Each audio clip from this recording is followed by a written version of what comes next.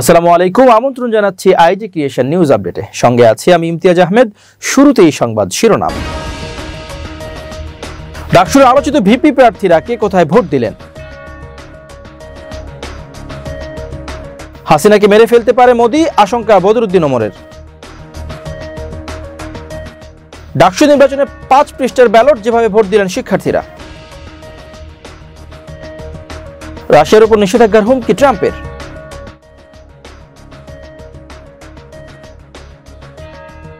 কলকাতায় বাধ্যতামূলক করা হলো বাংলা সাইনবোর্ড। এবার বিস্তারিত। ঢাকা বিশ্ববিদ্যালয় কেন্দ্রীয় ছাত্র সংসদ ও হল সংসদ নির্বাচনের ভোট গ্রহণ মঙ্গলবার অনুষ্ঠিত হয়। সকাল 8টা থেকে বিকেল 4টা পর্যন্ত চলে এই ভোট গ্রহণ। এবারে নির্বাচনে বিশ্ববিদ্যালয়ে প্রায় 40,000 শিক্ষার্থী ভোটাধিকার প্রয়োগ করেন। ভোট গ্রহণের জন্য হলের বাইরে 8টি কেন্দ্র নির্ধারণ করা হয় বিশ্ববিদ্যালয় প্রশাসনের পক্ষ থেকে। প্রতিটি কেন্দ্রে থাকে সিসিটিভি ক্যামেরা ও 3 স্তরের নিরাপত্তা ব্যবস্থা। আইনশৃঙ্খলা বাহিনী ছাড়াও বিশ্ববিদ্যালয়ের নিজস্ব শৃঙ্খলা রক্ষাকারী বাহিনী এবং পর্যাপ্ত সংখ্যক পোলিং কর্মকর্তা দায়িত্ব পালন করেন। আলোচিত প্রার্থীদের মধ্যে উদয়ন স্কুল অ্যান্ড কলেজে ভোট দেন ছাত্রদল সমর্থিত প্যানেলের সহসভাপতি ভিপি প্রার্থী আবিদুল ইসলাম খান ও সাধারণ সম্পাদক পদপ্রার্থী শেখ তানভীর বারী হামিম। শিবির সমর্থিত সহসভাপতি ভিপি পদপ্রার্থী আবু সাদিক কায়েম, শিবির সমর্থিত সাধারণ সম্পাদক জিএস পদপ্রার্থী SM ফরহাদ ও শিবির সমর্থিত সাধারণ সম্পাদক পদপ্রার্থী মোহাম্মদ মহিউদ্দিন খান ভোট দেন উদয়ন স্কুল অ্যান্ড কলেজে। এছাড়া স্বতন্ত্র শিক্ষার্থী ঐক্যের জিএস পদপ্রার্থী আল সাদি ভুইয়াও একই কেন্দ্রে ভোট দেন। সিনেট ভবন কেন্দ্রে ভোট দেন বৈষম্য বিরোধী ছাত্র আন্দোলনের সাবেক সমন্বয়ক ভিপি পদপ্রার্থী আব্দুল কাদের ও ছাত্রদলের প্যানেলের এজিএস পদপ্রার্থী তানভীর আল হাদি মায়েদ। ইউলেব স্কুল অ্যান্ড কলেজে ভোট কেন্দ্রে ভোট দেন বামপন্থী ছাত্র সংগঠন সমর্থিত প্রতিরোধ পর্ষদের ভিপি পদপ্রার্থী শেখ তাসতিম আফরোজ ইমি। এছাড়া শারীরিক শিক্ষা কেন্দ্রে ভোট দেন বাম জোটের জিএস পদপ্রার্থী মেঘমল্লার বসু সহ এই প্যানেলের এজিএস জাবির আহমেদ জুবেল। ভূতত্ত্ব বিভাগ কেন্দ্রে ভোট দেন স্বতন্ত্র শিক্ষার্থী ঐক্যের ভিপি পদপ্রার্থী উমামা ফাতেমা। সদ্য প্রয়াত লেখক, রাজনীতিক ও জাতীয় মুক্তি কাউন্সিলের সভাপতি বদরুদ্দিন ওমর সাবেক প্রধানমন্ত্রী শেখ হাসিনার বিরুদ্ধে আন্তর্জাতিক অপরাধ ট্রাইব্যুনালে সাক্ষ্য দেওয়ার ইচ্ছা প্রকাশ করেছিলেন। এবছরের 14 ফেব্রুয়ারি তিনি তদন্ত কর্মকর্তার কাছে 6 পৃষ্ঠার জবানবন্দি দেন এবং ভিডিও জবানবন্দিও রেকর্ড করা হয়। ওমর মারা যাওয়ার পর এই জবানবন্দি প্রকাশ করেছে আন্তর্জাতিক অপরাধ ট্রাইব্যুনাল। সেখানে তিনি বলেছেন, শেখ হাসিনাকে যদি নরেন্দ্র মোদী মেরে ফেলে তাও আশ্চর্যজনক কিছু হবে না। আওয়ামী লীগের শাসনামল নিয়ে জবানবন্দিতে বদরুদ্দিন ওমর বলেন, আওয়ামী লীগের শাসনামলে শেখ হাসিনা বড় বড় ধরনের সব অপরাধ করেছে, আর শেখ হাসিনাকে এই সময়ে ভারত সমর্থন দিয়ে গেছে। সে দীর্ঘদিন ভারতে থাকার সময়ে সেখানে ভারতের সঙ্গে সম্পর্ক গভীর করেছে। ভারতের গোয়েন্দা সংস্থা রয়ের সঙ্গে তার যে গভীর সম্পর্ক ছিল এটা কোনো নতুন ব্যাপার ছিল না। এই সম্পর্কের ভিত্তি ছিল যে ভারতই একমাত্র রাষ্ট্র যেটা তাকে ক্ষমতায় বসিয়েছে। ফলে পতনের পরে সে ভারতে পালিয়েছে, সে ওখানেই থাকবে। ওখানে থাকাটা এক ধরনের শাস্তি, সেখানে সে জ্বলে পুড়ে মরবে।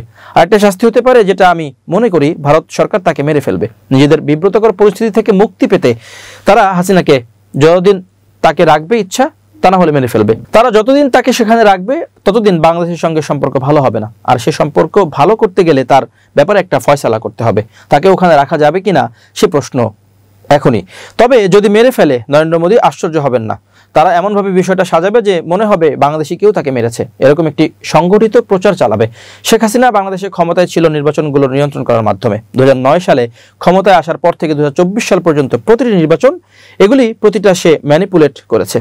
এগুলো সম্ভব হয়েছে কারণ রাষ্ট্রের প্রতিটি শিক্ষা প্রতিষ্ঠানের উপর নির্বাচন কমিশন থেকে শুরু করে পুলিশ এবং আমলাতন্ত্র সব কিছুর উপর সে নিয়ন্ত্রণ প্রতিষ্ঠা করেছিল। প্রথম থেকে শেখ হাসিনা ঠিক করেছিলেন যে নির্বাচন নিয়ন্ত্রণ করবেন। সেটি করতে গেলে তত্ত্বাবধায়ক সরকার রাখা সম্ভব নয়। অথচ 1996 সালে তত্ত্বাবধায়ক সরকারের দাবিতে তিনি আন্দোলন করেছিলেন, সংশোধনী এনেছিলেন। কোনো নীতিবোধ বা নৈতিক লজ্জাবোধ তার ছিল না। 2009 সালে ক্ষমতায় এসেই তিনি সেই তত্ত্বাবধায়ক সরকার বাতিল করে দিলেন, কারণ তিনি বুঝেছিলেন নিরপেক্ষ নির্বাচন হলে পরবর্তীবার তারা আর জিততে পারবে না। সুতরাং নির্বাচনে জিততে হলে তাকে সবকিছু নিজের নিয়ন্ত্রণে আনতেই হবে। সে প্রশাসনকে দুইভাবে নিয়ন্ত্রণ করেছে, প্রথমত ঘুষ, টাকা পয়সা ও সুযোগ সুবিধা দিয়ে, দ্বিতীয়ত হুমকি ও ভয়ভীতি প্রদর্শনের মাধ্যমে। 2009 সালের মধ্যে এই নিয়ন্ত্রণ স্থাপন করেন। এই নিয়ন্ত্রণের মাধ্যমে তিনি 2014, 2018 এবং 2024 সালের নির্বাচনগুলো করেছেন। 2014 সালে ভোট কেন্দ্রে কাউকে ঢুকতে দেয়নি। 2018 সালের রাতের ভোট হয়েছিল, দিনে ভোট হলেও আসলে ভোট হয়ে গেছে আগের রাতেই। 2024 সালেও একই ঘটনা। এভাবে নির্বাচন করেও তিনি জয়লাভ করেছেন, যদিও জনসমর্থনের কোনো ভিত্তি ছিল না। ঢাকা বিশ্ববিদ্যালয় কেন্দ্রীয় ছাত্র সংসদ ডাকসু ও হল সংসদ নির্বাচন ঘিরে এবার প্রার্থী আগের তুলনায় বেশি। এই অবস্থায় একজন ভোটারকে সময় নিয়ে ভোট দিতে হবে। একটু ভুলের জন্য ভোট নষ্টও হতে পারে। এবার ডাকসুতে থাকছে 5 পৃষ্ঠার ব্যালট। আর হল সংসদে থাকছে 1 পৃষ্ঠার ব্যালট। ভোটাররা অপটিক্যাল মার্ক রিকগনিশন সিটে নিজেদের প্রিয় প্রার্থীকে নির্বাচনের সুযোগ পাবেন। আর দৃষ্টি প্রতিবন্ধী শিক্ষার্থীরা ব্রেল পদ্ধতির ব্যালটের মাধ্যমে প্রার্থী বাছাই করতে পারবেন। মঙ্গলবার সকাল 8টা থেকে বিকাল 4টা পর্যন্ত নিজেদের পছন্দের প্রার্থীদের নির্বাচনের সুযোগ পান ভোটাররা। প্রার্থী ও পদ সংখ্যা কত? নির্বাচন কমিশন সূত্র মতে এবার ডাকসুতে 28টি পদের বিপরীতে প্রার্থী হয়েছেন 471 জন, আর 18টি হল সংসদে নির্বাচন হয় 13টি করে পদে। হল সংসদের 234টি পদের বিপরীতে প্রার্থী হয়েছেন 1035 জন। অর্থাৎ সব মিলিয়ে এবারে ভোটারদের 41টি ভোট দিতে হবে। যেভাবে দেওয়া হয় ভোট দেওয়ার বিষয়ে চিফ রিটার্নিং কর্মকর্তার অফিস একটি সচেতনতামূলক ভিডিও চিত্র প্রচার করেছে।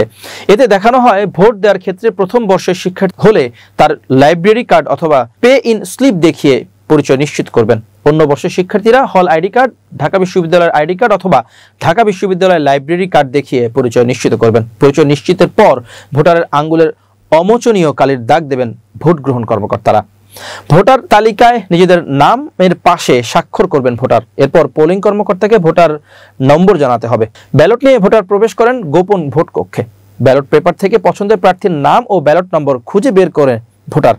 ঘরের বাইরে দেওয়া যাবে না কোনো দাগ। এরপর পছন্দের প্রার্থীর নামের পাশে ঘরে স্পষ্টভাবে ক্রস চিহ্ন দেবেন ভোটাররা। খেয়াল রাখতে হবে ক্রস চিহ্নটি যেন ঘরের বাইরে না যায়। পছন্দের প্রার্থীকে ভোট দান শেষে ব্যালট বাক্সে ব্যালট পেপার জমা দেবেন ভোটাররা। কেন্দ্রীয় সংসদ ও হল সংসদের জন্য দুটি আলাদা ব্যালট বাক্স থাকে। ব্যালট পেপার ভাঁজ না করে সেগুলো নির্ধারিত বাক্সে ফেলে ভোটদানের প্রক্রিয়া সম্পন্ন করেন ভোটাররা। এবার আন্তর্জাতিক প্রসঙ্গ। ইউক্রেনের উপর সবচেয়ে বড় বিমান হামলা চালানোর পর রাশিয়ার উপর আরও নিষেধাজ্ঞা আরোপের হুমকি দিয়েছেন মার্কিন প্রেসিডেন্ট ডোনাল্ড ট্রাম্প। কিয়েভ থেকে বার্তা সংস্থা এএফপি এই খবর জানায়। গত রোববার ভোরে রাশিয়া ইউক্রেন জুড়ে ব্যাপক ক্ষেপণাস্ত্র ও ড্রোন হামলা চালায়। এতে 4 জন নিহত এবং রাজধানী কিয়েভে সরকারি কার্যালয়ে আগুন ধরে যায়। হামলার পর ট্রাম্প সাংবাদিকদের বলেন তিনি সার্বিক পরিস্থিতি নিয়ে সন্তুষ্ট নন এবং মস্কোর উপর নতুন নিষেধাজ্ঞা আরোপ করতে প্রস্তুত। ইউক্রেনের প্রেসিডেন্ট ভলোদিমির জেলেনস্কি কঠোর মার্কিন প্রতিক্রিয়ার প্রত্যাশা করেছেন। গত 15 আগস্ট ট্রাম্প ও প্রেসিডেন্ট ভ্লাদিমির পুতিনের মধ্যে যুদ্ধবিরতি নিয়ে আলোচনার কোনো অগ্রগতি হয়নি। রাশিয়া ইউক্রেনের উপর ক্রমাগত হামলা চালিয়ে যাচ্ছে।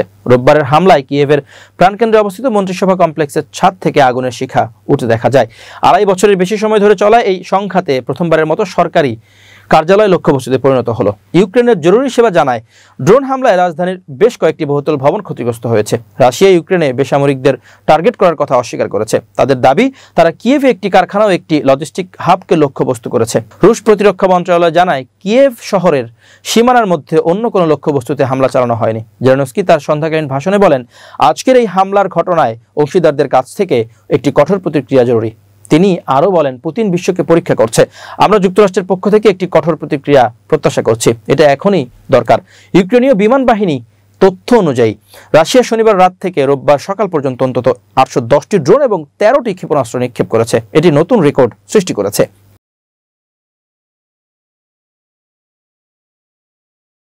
শহরের সর্বত্র সাইনবোর্ডে বাংলা বাধ্যতামূলক করার সিদ্ধান্ত নিল কলকাতা পৌরসভা। দোকান, অফিস, বহুতল মার্কেট কমপ্লেক্স, কমার্শিয়াল বিল্ডিং থেকে শুরু করে বিভিন্ন প্রতিষ্ঠানের নামে সাইনবোর্ড এবার থেকে বাংলাই থাকবে প্রধান ভাষা। সম্প্রতি পৌরসভার কমিশনার ধবল জৈনের তরফে জারি হওয়া এক নির্দেশিকা জানানো হয়েছে আগামী 30 সেপ্টেম্বরের মধ্যে এই নিয়ম কার্যকর করতে হবে। সেই নির্দেশিকায় বলা হয়েছে সাইনবোর্ডের একেবারে উপরে বাংলায় নাম লিখতে হবে। প্রয়োজনের নিচে বা পাশে অন্য ভাষা ব্যবহার করা যেতে পারে, তবে বাংলার স্থান হবে প্রথমেই। পৌরসভা আরও জানিয়েছে আইন বিভাগের সাথে পরামর্শ করে এই পদক্ষেপ করা হয়েছে। এর আগে সরকারি দফতরের সাইনবোর্ড ও বিজ্ঞপ্তিতেও বাংলা ব্যবহার বাধ্যতামূলক করা হয়েছিল। কলকাতা পৌরসভার মাসিক অধিবেশনেও অলিখিতভাবে জানানো হয়েছিল প্রশ্ন বা প্রস্তাব বাংলায় জমা দিতে হবে। এবার সেই নীতি আরও স্পষ্ট করে প্রশাসনিক সার্কুলার জারি করল পৌরসভা। মেয়র ফিরহাদ হাকিম সম্প্রতি শহরবাসীর উদ্দেশ্যে আহ্বান জানিয়েছিলেন। তিনি বলেছিলেন এটি কেবল ভাষার প্রশ্ন নয়, সাংস্কৃতিক পরিচয়ের বিষয়। কলকাতা সহ সমগ্র বাংলার মানুষ যাতে সর্বত্র নিজের ভাষার উপস্থিতি অনুভব করতে পারেন সেদিকে লক্ষ্য রেখে এই সিদ্ধান্ত। কলকাতা পৌরসভা থেকে প্রকাশিত যে কোনো ধরনের নথিতে বাংলা ভাষার ব্যবহার বেশি করে করার বার্তা দেওয়ার বিষয়টি নিশ্চিত করতে বলেছেন মেয়র। পাশাপাশি কলকাতা পৌরসভার চেয়ারপারসন মালা রায় অধিবেশনের যাবতীয় কার্যক্রম বাংলাতেই করার পক্ষে জোর দিয়েছেন। এমনকি কাউন্সিলরদের বাংলা ব্যতীত অন্য কোনো ভাষায় প্রশ্ন না করার বিষয়েও তিনি বিশেষ নির্দেশনা দিয়েছেন।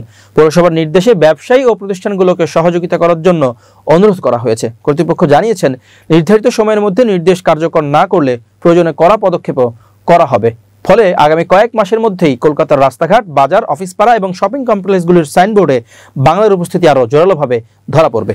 এই পদক্ষেপকে অনেকেই স্বাগত জানিয়েছেন। বিশেষজ্ঞদের মতে ভাষার মর্যাদা রক্ষার পাশাপাশি সাধারণ মানুষের সুবিধার জন্য এটি একটি প্রয়োজনীয় সিদ্ধান্ত। চলতি সপ্তাহে পশ্চিমবঙ্গ বিধানসভায় বসেছিল বিশেষ অধিবেশন, যেখানে বাংলা ভাষার ব্যবহার এবং বিজেপি শাসিত রাজ্যের বাংলাভাষীদের উপর অত্যাচারের বিষয়ে আলোচনা হয়। যদিও অধিবেশনের শেষ দিন শাসক ও বিরোধী দলের বিধায়কদের স্লোগান ও হট্টগোলের সংবাদ শিরোনামে এসেছে।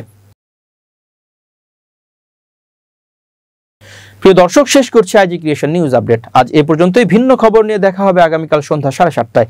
নিজেকে আপডেট রাখতে সাবস্ক্রাইব করুন চ্যানেলটি। নিয়মিত লাইক, কমেন্ট ও শেয়ার করে ছড়িয়ে দিন সর্বত্র। সুস্থ থাকুন, নিরাপদে থাকুন। আল্লাহ হাফেজ।